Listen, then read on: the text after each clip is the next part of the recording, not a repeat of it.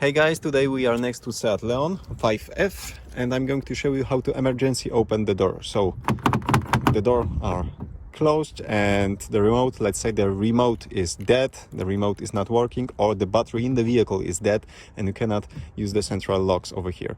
But actually there's a hidden keyhole over here under this cup, which you can access very easy and use the key over here to open the door. So let me show you how to do this.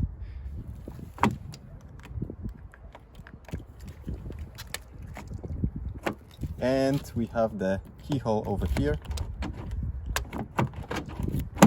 and we can access the vehicle. And when you are done, just place the cup back over here, like so.